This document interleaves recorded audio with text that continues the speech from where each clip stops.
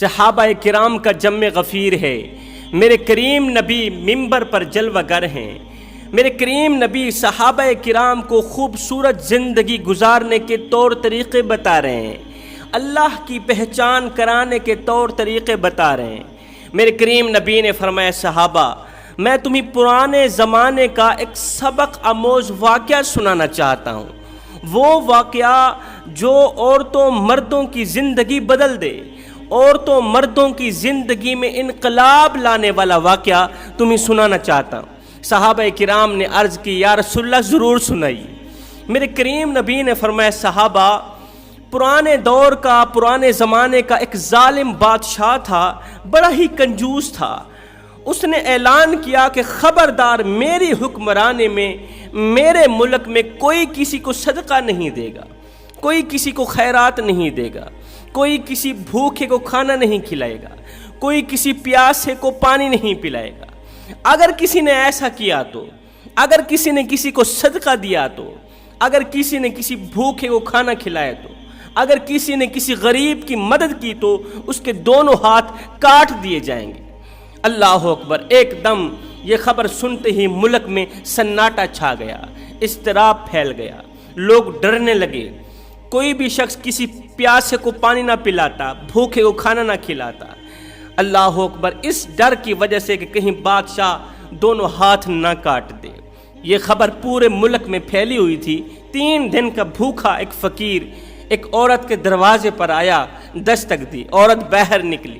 ہاں جی کیا لینا ہے؟ اس نے کہا 3 دن کا بھوکا ہوں، میرے بچوں نے کچھ نہیں کھایا، 3 دن سے میں نے بھی کچھ نہیں کھایا، میرے بچوں نے بھی کچھ نہیں کھایا، خدا را تیرے گھر میں 1-2 روٹیاں پڑی ہوں تو اٹھا کے مجھے دے دے، اللہ تمہیں جزا دے گا۔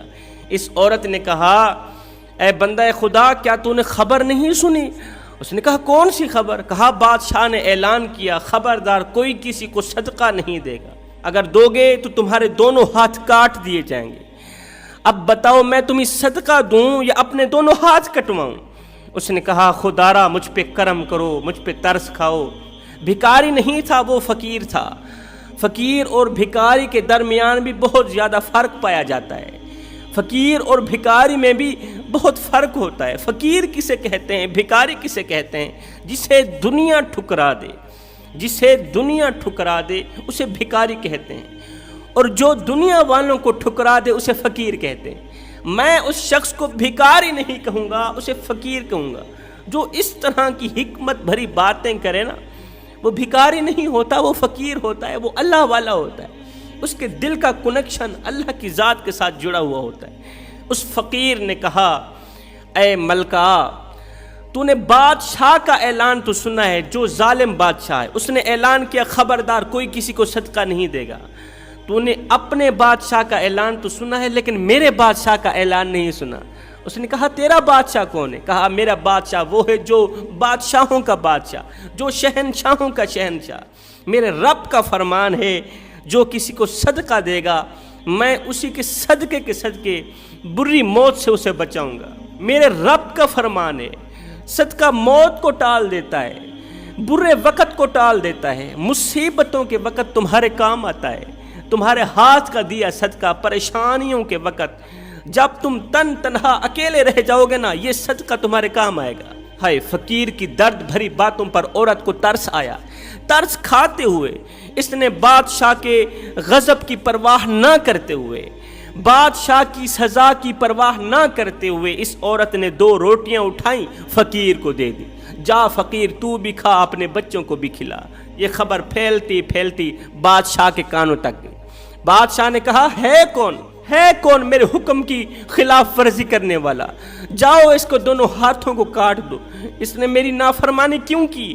2 سپاہی گئے اس عورت کے گھر میں، اس کے دونوں ہاتھ کاٹ دی۔ صدقہ دینے کی وجہ سے دونوں ہاتھ کٹ گئے۔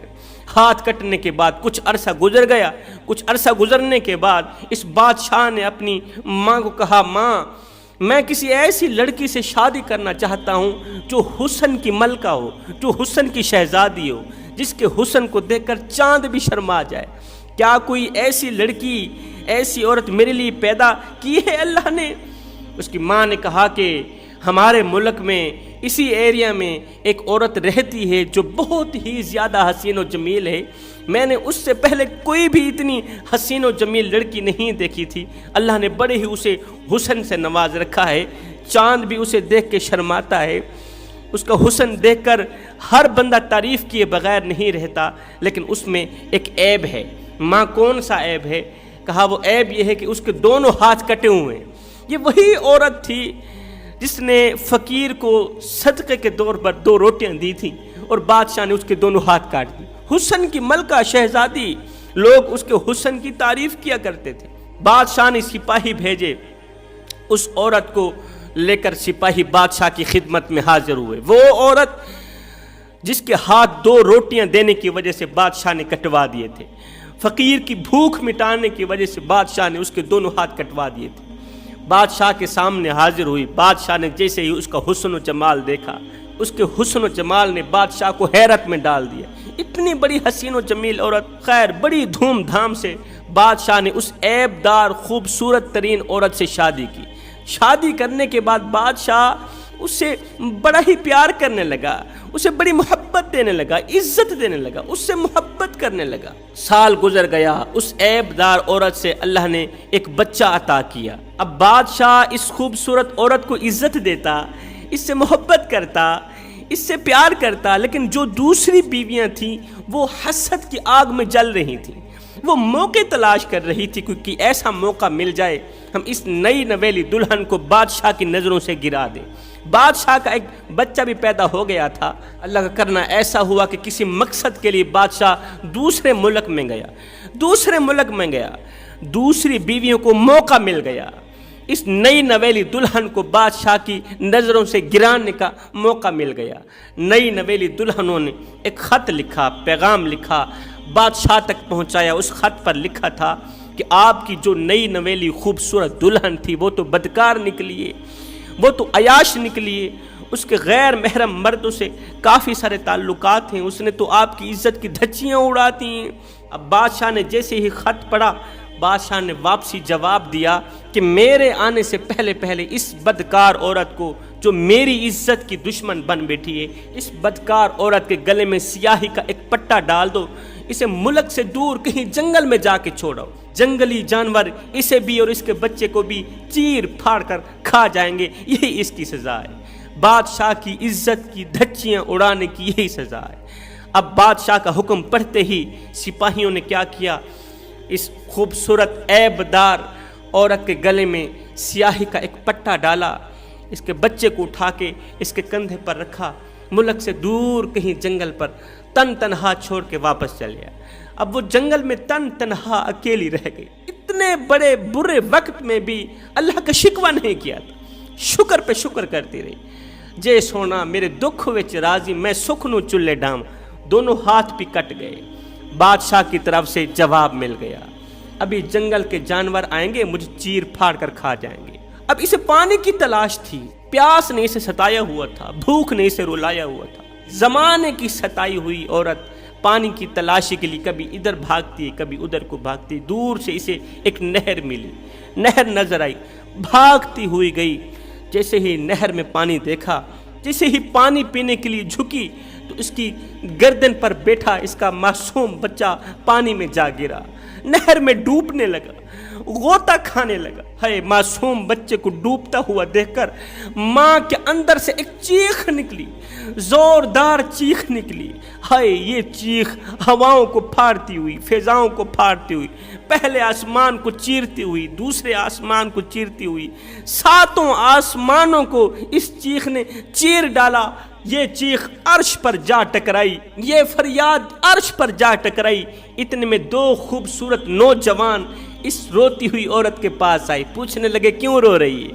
اس عورت نے کہا وہ دیکھو میرا بچہ ڈوب کے مر رہا ہے, خدارا جاؤ میرے بچے کو بچا لو. یہ 2 نوجوان نہر کے اندر گئے, پانی کے اندر گئے, جلدی سے اس کے بچے کو اٹھایا, صحیح سلامت اس کی جھولی میں رکھ دیا. اس کے بعد ان دونوں خوبصورت نوجوانوں نے کہا اے عورت, کیا تو چاہتی ہے کہ اللہ تعالیٰ یہ دونوں ہاتھ تجھے واپس کر دے, تیرے کٹے ہوئے دونوں ہاتھ اللہ تعالیٰ تجھے واپس کر دے؟ اس نے کہا میں ضرور چاہتی ہوں. ان دونوں خوبصورت نوجوانوں نے دونوں ہاتھ اٹھائے، دعا کی، اللہ نے ان کی دعا کا صدقہ اس کے دونوں ہاتھ واپس کر دیے، دونوں ہاتھ لوٹا دیے، اس کے ہاتھ صحیح سلامت ہو گئے۔ دعا کے بعد اس عورت کی پریشانی کو ختم کر کے، اس کی مصیبت کو ختم کر کے، اس کے چہرے پر مسکراہٹ کو دیکھ کر وہ نوجوان واپسی کی طرف جانے لگے۔ یہ عورت بول ہی پڑی، جوانو جاتے جاتے اپنا نام تو بتا کے جاؤ، تم کون ہو، کہاں سے آئے ہو اور تم کون ہو؟ ان دونوں نے کہا ہم تمہاری وہ 2 روٹیاں ہیں جو تو نے بھوکے کو دی تھی، وہ 2 روٹیاں ہیں جو تو نے صدقے کے طور پر ایک ایسے شخص کو دی تھی، ایک ایسے شخص کی بھوک مٹانے کے لیے دی تھی جو 3 دن کا بھوکا تھا، وہ بھی بھوکا تھا، اس کے بچے بھی بھوکے تھے، تو نے اس پر رحم کھایا، آج اللہ نے تیرے اوپر رحم کھایا، تو نے اس کی بھوک زائل کی، اللہ نے تیری پریشانی زائل کی، تو اس کے کام آئی، آج برے وقت وہی صدقہ تیرے کام آیا۔ میں دعا کرتا ہوں مالک ہمیں بھی صدقہ کرنے کی توفیق عطا فرما، بھوکوں کو کھانا کھلانے کی توفیق عطا فرما، پیاسوں کو پانی پلانے کی توفیق عطا فرما، آمین ثم آمین، وما علینا الا البلاغ المبین۔